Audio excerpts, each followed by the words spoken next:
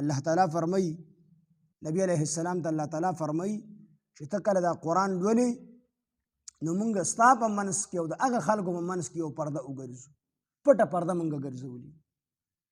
نو دا پټه پرده څه ده؟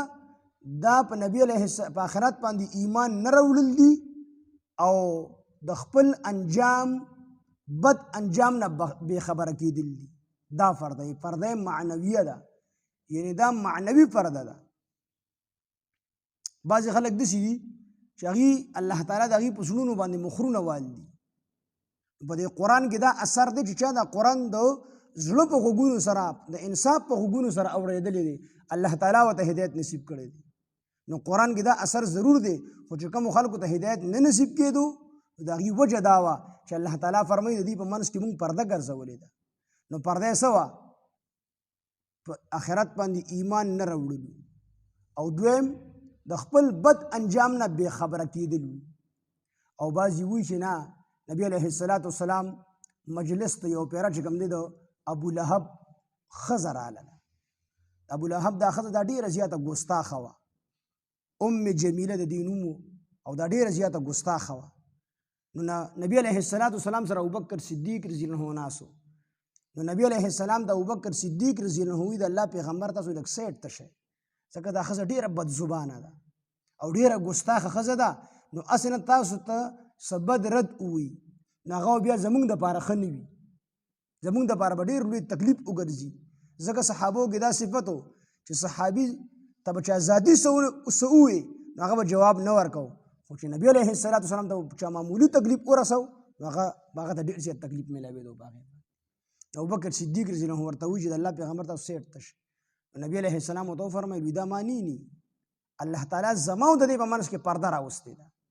نو دکه ام جمیله چې کله راغله نو ابوبکر صدیق رضی الله عنه ورته وایي چې ستا هغه ملګرې هغه چې کوم دی ګډې وډې خبرې کوي او هغه زمونږ حج وکړي، زمونږ چې کوم دی سپکاوي کوي. نو ابوبکر صدیق رضی الله عنه ورته وایي چې هغه چاته شعر نه دی ویلی، هغه شاعر نه دی. نو دا جواب ځکه ابوبکر صدیق رضی الله عنه ورکو چې په دغه وخت کې به چا د چا سپکه کوله نو په اشعارو کې به یې کوله، شعرونو کې به یې کوله، ځکه عربو کې اکثر شاعران نو په شعرونو کې به د هغه حج او د هغه چې کوم دی سپکاوی کو. نو دا ام جمیله ورته وایي راته ښکاري ته هم د هغه ملګري ته هم د هغه په شانتې او د مجلس نه لاړله. نو نبي علیه السلام ورته بیا وفرمیل حضرت ابوبکر صدیق رضی الله عنه ته چې الله تعالی یو فرشته راوستلې وه او هغې فرشتې زما او د دغې ام جمیلې په منځ کې پرده کړې وه، نو زه ورته نه ښکارېدل. غوږونه مو وله کاڼه کړي وي نه خبره اوري، صم بکم عمي فهم لا یرجعون. هم کاڼه وي هم ړانده وي هم چاړاګان وي. چې کله د الله د وحدانیت خبرې راشي نو دا به د کافرانو باندې داسې لګي لکه د اسمان ګړزار، داسې لګي لکه د اسمان ګړزار. نو دوی ستا نه روان شي او نفرت پکې نور هم پیدا شي او منډه کي وتښتي دغه مجلس. چې ته کله قرآن کې د وحدانیت آیاتونه راشي او د شرک رد راشي نو دا په کافرانو د ګړزار په شانتې لګي، دوی بیا ټینګېږي نه تېښته کي. دې ظالمانو به قرآن ته غوږ کېښودو نو تنقید په نیت باندې به ناست وو، د نکته چینۍ په نیت باندې به ناست وو، د خپل اصلاح په نیت باندې به قرآن ته نه کېناستل، بلکې په نبي علیه السلام د ردونو دپاره او په نبي علیه السلام کې د غیب را ایستلو دپاره به قرآن ته ناست وو. نو دوی کو د قرآن ته غوږ دین دا رامیتوب کوي، دوی قرآن ستا د خبرو ته غوږ نه ږدي، د قرآن ته غوږ نه ږدي او دوی پټې پټې مشورې کوي دا ظالمان.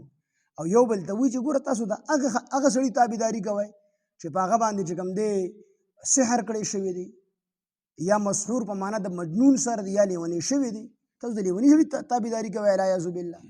نو پیغمبر باندې سحر کیږي، نبی علیه السلام باندې سحر او جادو شوی دی.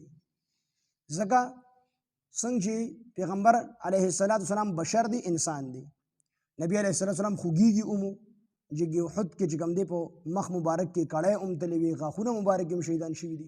نو څنګه چې پې توره اثر کوي، څنګه چې پې غشي اثر کوي، دغه رنګې پیغمبر بیماریږي اومو، څنګه چې بیماری راځي نو دقه شان دا سحر د دې مخصوص اسباب دي، د هغې اسبابو د وجې نه په پیغمبر باندې اثر کوي. د دې مونږ قایل یو.